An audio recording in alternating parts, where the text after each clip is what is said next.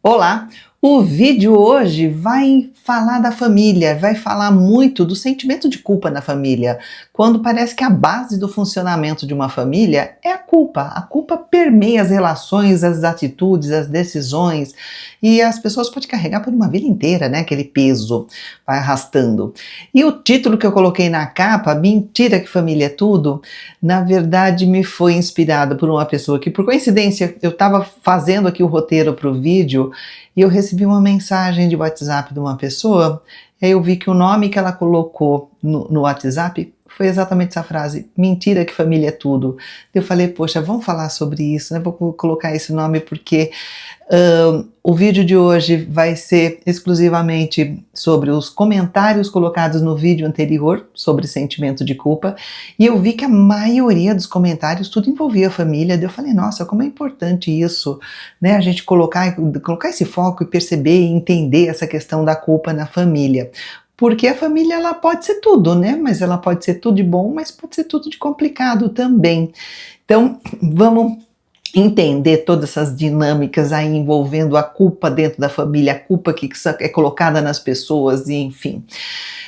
Sou Marisa de Abreu, psicóloga. Esse canal é para falar de psicologia, de comportamento, mostrar para você a cada vídeo um exemplo de um assunto com o qual você pode contar com um psicólogo. Eu mesma não atendo, mas apresento meu site, tem uma equipe grande, link aqui na descrição, ou pelo WhatsApp bem prático de você pegar as informações, horário, valor, local de atendimento, tudo isso. Atendimento presencial em São Paulo, região da Avenida Paulista, online para qualquer lugar, até para quem está em São Paulo. Então vamos lá, não esquecendo, deixa seu like no vídeo, é legal para o canal e é legal para você que o YouTube vai continuar te recomendando vídeos com um tema que você já mostrou que você se interessa. E quem quiser dar um like mais concreto, tem o botão valeu, que aí é uma ajuda que você manda para nós aqui, que a gente agradece. Então vamos lá. Primeiro comentário, uma pessoa colocou assim: eu tenho um irmão agressivo e cuidei dele quando era pequeno. Hoje ele está procurando se armar e ameaçar os membros da família, de coisa pesada. Me sinto culpada por isso, pois eu lembro que eu fui agressiva com ele, mas acredito que foi agressiva pelo ciúme que eu sentia por ele. Minha mãe dava tudo o que ele queria, enquanto eu era deixada de lado, mas nada justifica, queria me livrar dessa culpa. Para te ajudar a te livrar dessa culpa, eu vou dar alguns pontos de reflexão. Não sei se vai resolver toda a sua culpa, mas é um caminho para você começar a pensar e tentar entender tudo o que aconteceu, se bem que eu estou entendendo conforme o relato que você me colocou. Claro que uma história é muito mais complexa do que um relato curto, né? Mas em primeiro lugar, né, você foi agressiva na época porque você não sabia lidar com pessoas agressivas. Você não sabia que ser agressivo com quem é agressivo não funciona, só piora tudo, piora por todos os lados, é o tipo de coisa que a gente só percebe depois, que não dá certo. A gente tenta segurar uma pessoa agressiva, a pessoa fala alto, você fala, cala a boca! Como é que você manda uma pessoa que está falando alto com você, gritando com ela? Nossa, vira uma roda. Segundo ponto, talvez a sua mãe estivesse dando tudo que ele pedia, tudo que ele queria, na tentativa de aplacar a agressividade dele, na tentativa de contornar alguma coisa, tentar fazer alguma coisa, e aí os outros irmãos acham que está mimando, acham que tem preferência, mas é o rebolado da mãe, ela está agindo com o que ela tem ali para tentar lidar com o que está acontecendo. E sendo talvez que o seu irmão fosse agressivo, não porque queria coisas, mas porque ele queria mais afeto, ele queria mais demonstração de amor. E mesmo que você fale, não, mas minha mãe demonstrava amor para todo mundo, mas a percepção de cada um é individual. Talvez ele tivesse alguma necessidade mais específica, alguma fragilidade mais específica, que não foi percebida, porque às vezes não dá, não sei quantos irmãos eram, mas às vezes, sei lá, falta conhecimento, falta percepção, sensibilidade também da mãe. A gente sabe que também foi criada com uma educação que talvez não tenha sido a melhor do mundo, e enfim.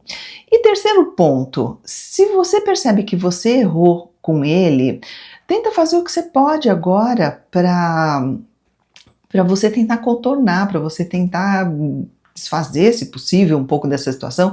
Será que dá? Talvez, estou dizendo que é isso que você tem que fazer, mas será que dá para você ir conversar com ele, falar alguma coisa, falar que não, que agora você entende que talvez a agressividade dele viesse de outras fontes e a família não soube lidar, tinha que ouvir mais a ele do que reagir à agressividade dele, só que não conseguiram fazer.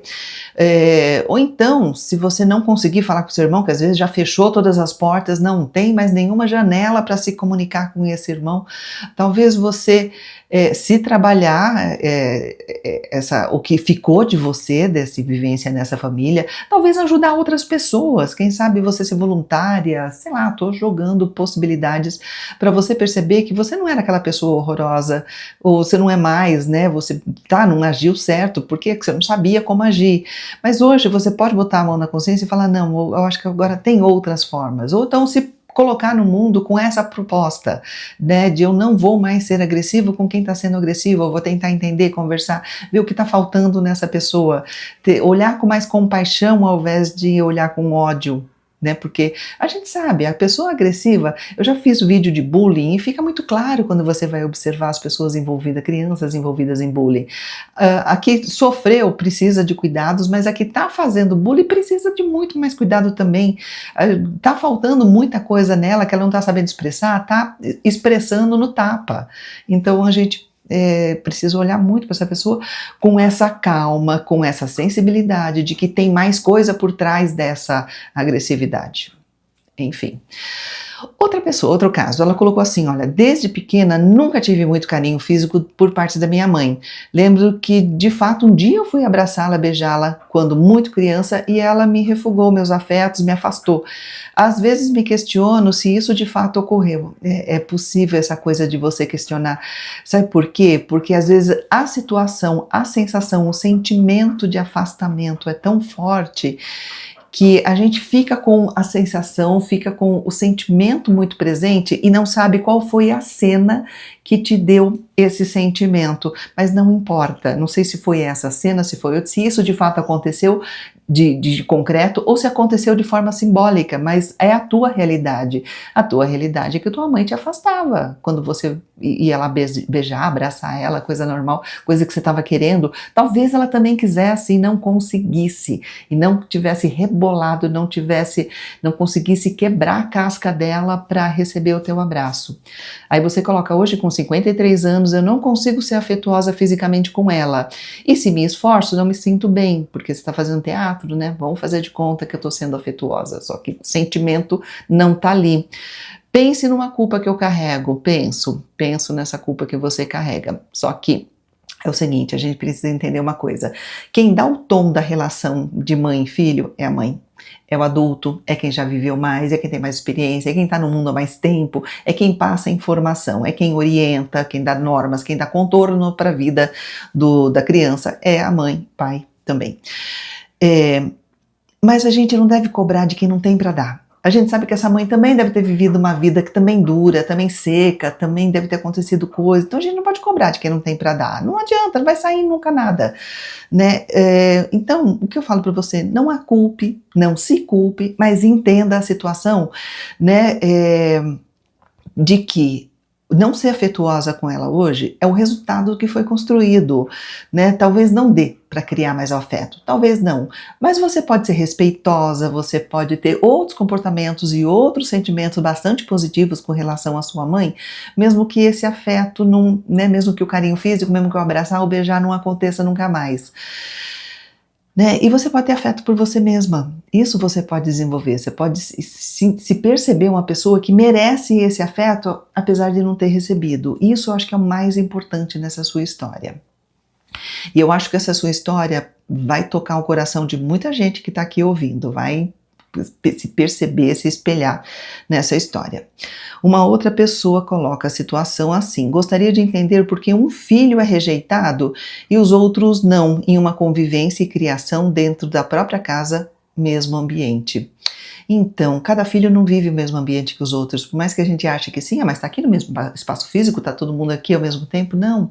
O filho que nasceu primeiro, nasceu num momento de vida daqueles pais. O momento de vida vai mudando, ou vai piorando, ou vai melhorando, a cabeça dos pais vai mudando, ou fica mais estressado, ou tem mais compreensão, enfim, vai mudando. E cada momento de vida é diferente, e cada relação é diferente, cada contato, cada interação com o filho é diferente.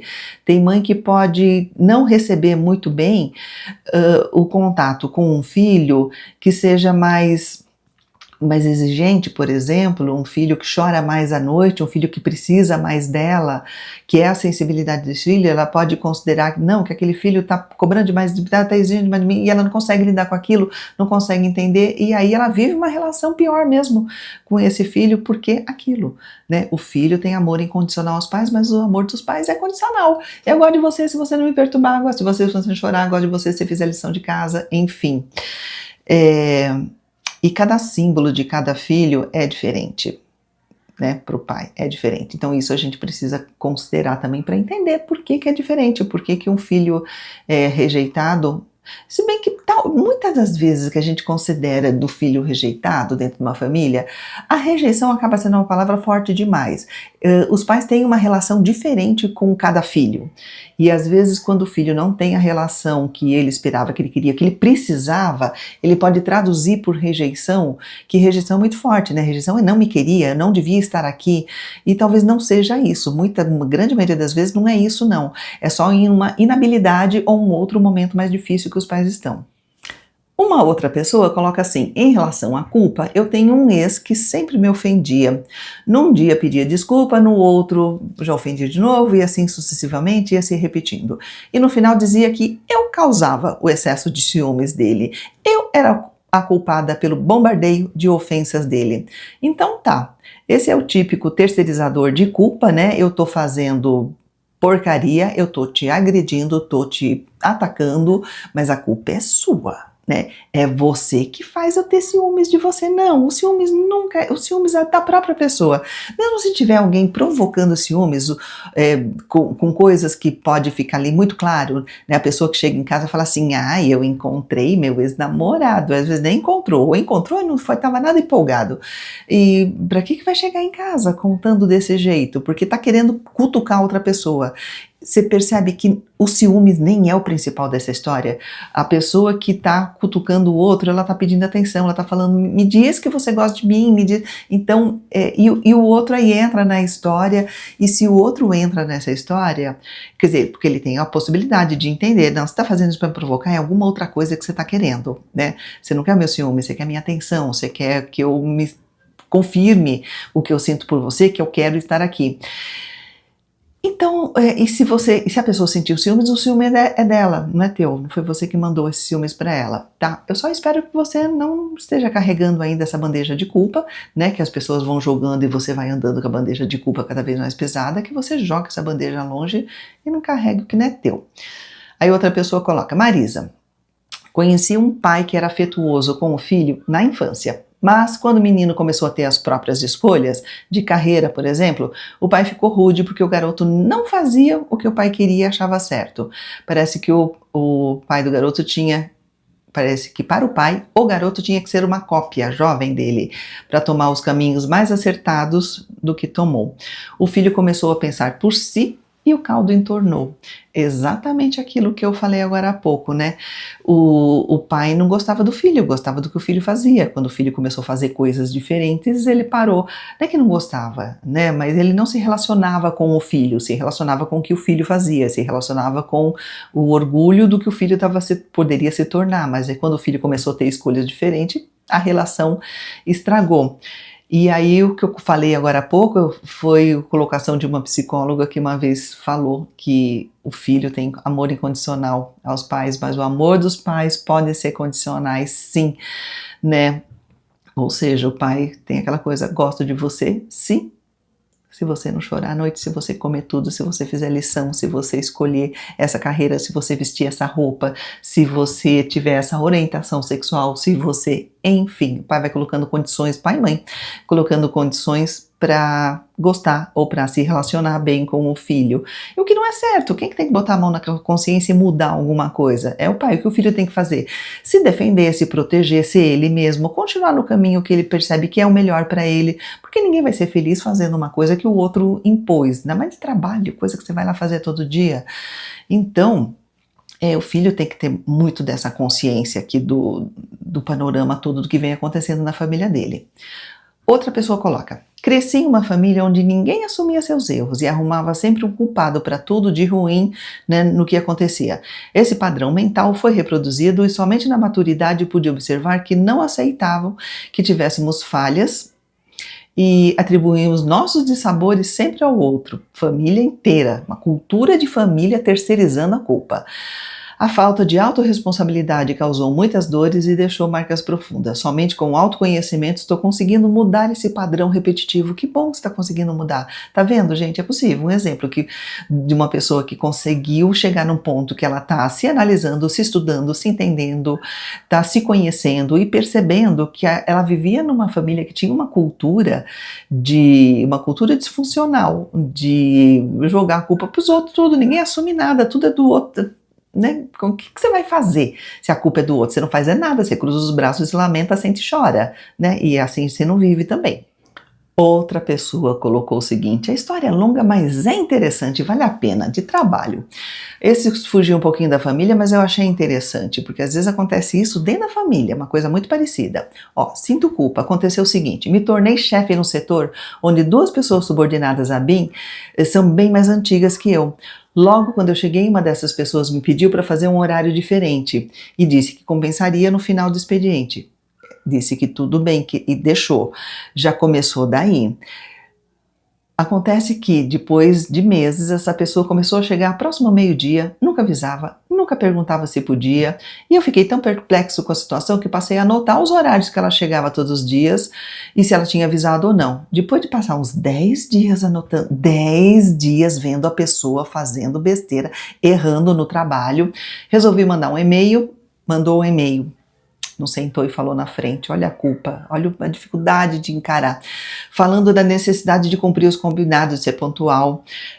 Resultado, ela ficou furiosa, por pouco não me agrediu, colocou um monte de desculpa para os atrasos, chorou, mas estava na cara que aquele choro era para evitar as consequências, não era de sinceridade. Primeiro lugar, você já começa a colocar a culpa lá quando você começa o relato, dizendo que você se tornou chefe, onde tinha outras 2 pessoas subordinadas a você que eram mais antigas. Você já está colocando nas entrelinhas que essas pessoas mereciam muito mais a promoção do que você. E você, com essa culpa, fez o quê? Já foi permitindo coisa que não poderia. A empresa tem uma norma de horário, mas a pessoa pediu, você na sua culpa, meu Deus, a pessoa é que devia estar aqui no meu lugar, então eu vou deixar ela chegar mais tarde, achando que ia cumprir. Não cumpriu. Você levou 10 dias anotando. Quando que uma empresa precisa esperar 10 dias de mancada, de atraso, de falta, de que não justifica nada, chega a hora que quer? É tempo demais para você tomar uma atitude. Por que você não tomou? Por culpa. Olha, eu aqui no lugar onde eu não mereço estar nessa posição de chefia. Só que se te colocaram, alguém viu capacidade, responsabilidade, viu alguma coisa em você que falou, não, cabe sim, merece, foi te dado o cargo é teu. E aí no final a pessoa fica brava, porque você já tinha dado provas que você aceitava tudo. Eu aceito tudo, eu aceito chegar atrasado, passa dia, entra dia, tô vendo você fazer os horários que quer e tô aqui só anotando, não tô fazendo nada. Na hora que tem que enfrentar, manda e-mail. Eu não sei como é que de repente o e-mail deve ser a norma do seu trabalho, mas eu acho que o enfrentamento cara a cara seria muito mais interessante para se posicionar, né? Um e-mail a pessoa não se posiciona tão fortemente. Então, você já deu provas que você estava aceitando de tudo. Como é que agora você vai dizer que a pessoa não pode continuar? Peraí, você vai retirar toda a sua bondade que você estava oferecendo, que não era bondade, né? Que você estava aceitando, né? E no final a pessoa tenta te manipular com um choro falso. Um choro tão falso que você percebeu. Então, você tem que ver a sua culpa. Eu não sei, quando você colocou sinto culpa, eu não sei se a culpa que você sente é exatamente essa que eu percebi nessa história toda. Se for, melhor, né? Vê o teu merecimento, o quanto que a sua percepção de merecimento, de capacidade, de tudo, se tá em ordem, se tá em dia, porque precisa colocar para não passar por mais situações parecidas. Outra situação, a pessoa colocou, isso aqui é uma pergunta, ela colocou: culpa é o mesmo que arrependimento e sentimento de vergonha? Não, arrependimento e sentimento de vergonha não são a mesma coisa que culpa, mas são sentimentos associados à culpa, e tem uma série de sentimentos associados. Tem sentimentos que são negativos, tem sentimentos que são positivos. Os negativos são tristeza, vergonha, raiva, medo, ansiedade. Por que é negativo? Porque quando você fica preso na tristeza, na vergonha, na raiva, no medo, na ansiedade, você não tem o que fazer, você se lamenta com você mesmo, você sofre com você mesmo. Mas tem sentimentos positivos: remorso, arrependimento, empatia, porque tudo isso te dá motivação para mudar. Quando você sente remorso, você fala: não, meu Deus do céu, o que eu fiz? Daí para preciso fazer diferente, é um pulinho bem pequeno, bem pequeno. Arrependimento também, né? Remorso e arrependimento são primos e irmãos, e aí para você se desenvolver a empatia e usar isso como motivação para você mudar, é um pulinho bem pequeno. Agora, vergonha, tristeza é um pulo muito grande para eu vou sair dessa tristeza que eu estou sentindo, para eu vou fazer alguma coisa para que comece a funcionar. Então, tem que se trabalhar muito mais quando você sente que o que está te envolvendo é vergonha, tristeza, raiva, medo, ansiedade. Outra pessoa colocou o seguinte: sempre me culpo por ter magoado profundamente uma pessoa que me amava, me arrependi, pedi perdão, mudei minhas atitudes, na verdade me consertei, mas essa pessoa não me perdoou, isso me machuca e me impede de me perdoar. Então, o que você está querendo com o perdão vai um pouquinho além. Quando você pede perdão, você faz a sua parte. Se a pessoa não te perdoou, a batata quente está na mão dela, não está mais na sua. Você pediu perdão, você se consertou, você colocou tudo aqui. Só que se, além do perdão dela, você ainda quer retomar a relação com ela, e você não entende que essa relação não tem mais volta, você está pedindo além do possível. Porque se a relação foi quebrada, foi quebrada. Né? A pessoa pode até te perdoar, ela não te perdoa, mas ela pode até te perdoar, mas te perdoar não significa que vai zerar, que vai voltar ao que era antes, vai limpar tudo. Não. Né? Você não consegue voltar a tudo o que era antes, nem quando numa relação normal.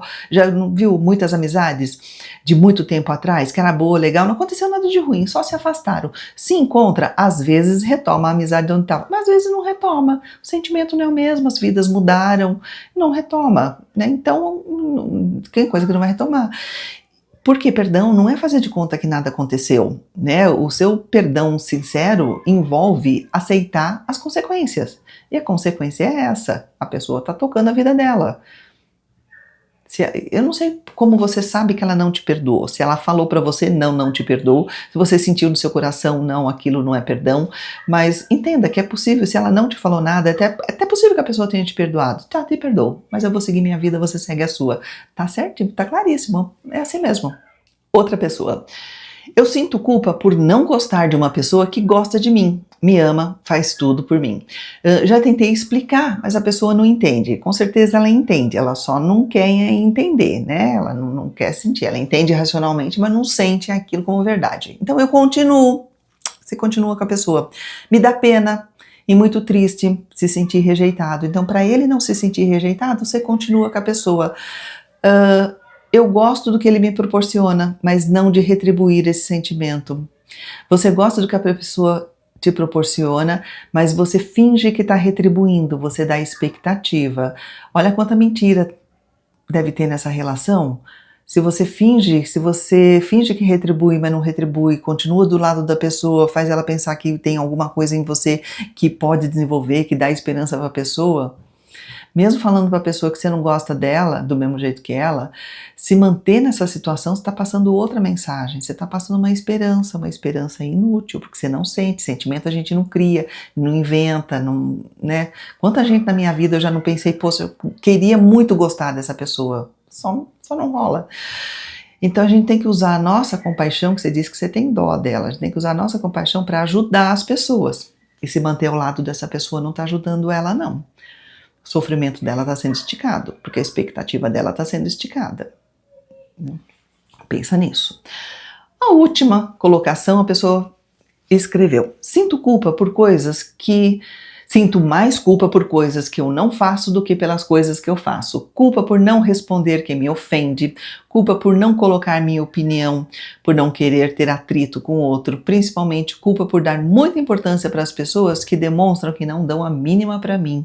Nossa, que consciência bacana! Você já andou 50% aqui do caminho, percebendo que você não responde a quem te ofende, você deveria, você não coloca a sua opinião quando só para evitar atrito com a pessoa, se você sente culpa porque você dá importância para quem não dá importância nenhuma para você, você já tem consciência disso tudo, já andou um montão. Pode ser que o outro tanto que falta ainda seja bastante difícil, mas essa culpa que você sente por não cuidar de você mesmo pode te dar muita força, muita energia para você começar a fazer diferente, você começar a se cuidar, você botar consciência nessa história aqui e falar, não, eu vou usar a força dessa culpa a meu favor, que é exatamente o que eu coloquei no vídeo anterior, vou usar a força dessa culpa a meu favor e começar a fazer diferente, não é? Pensa nisso. O que você achou disso tudo? Me conta, coloca também seus comentários aqui e não esquece de colocar o like no vídeo,